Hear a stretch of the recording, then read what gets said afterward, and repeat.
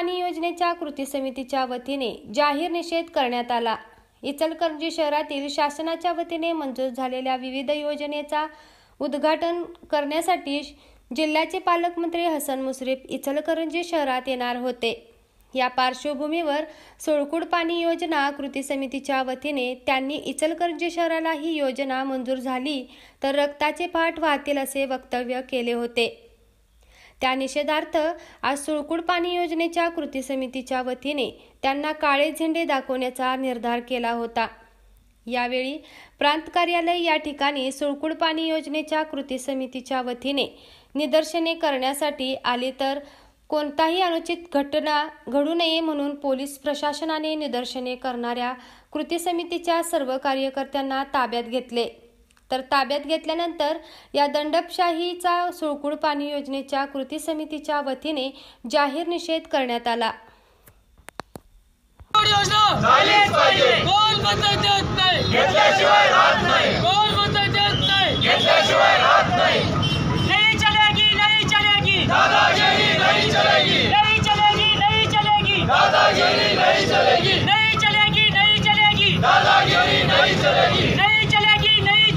दादागिरी नहीं चलेगी। पाणी आमच्या हक्काचं नाही कुणाच्या बापाचं। पाणी आमच्या हक्काचं नाही कुणाच्या बापाचं। पाणी आमच्या हक्काचं नाही कुणाच्या बापाचं।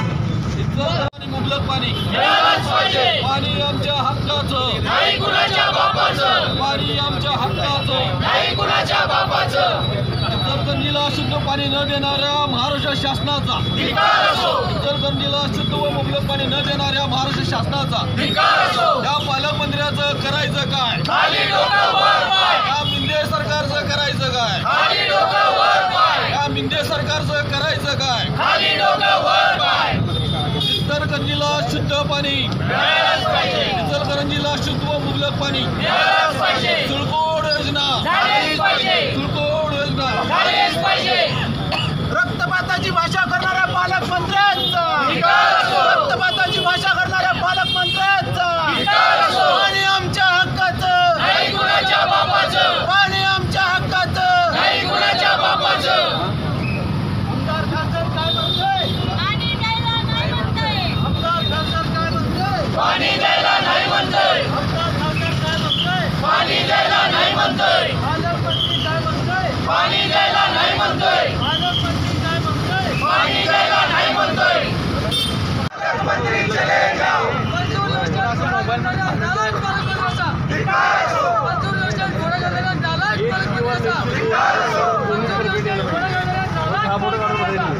असो।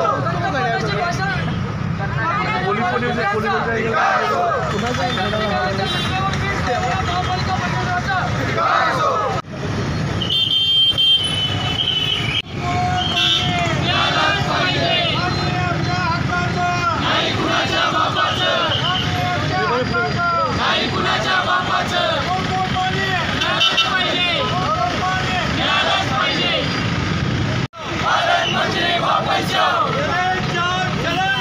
पालकमंत्री चले जाओ।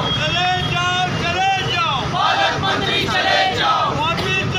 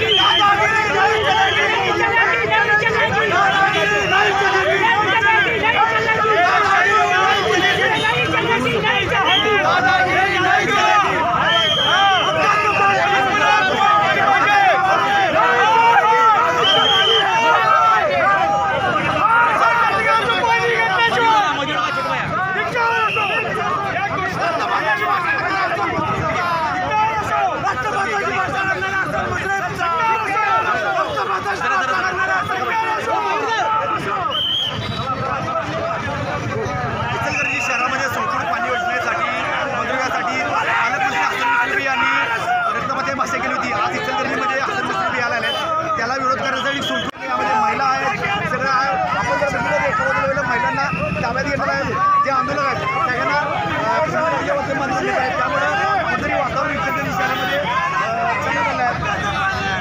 पाणी आता इकडे मिळालंच पाहिजे. त्या असताना श्रीवेणी रक्तपाताची जी भाषा केली होती ती कुठेतरी होऊ नये आणि इकडे मोगलं पाणी मिळावं यासाठी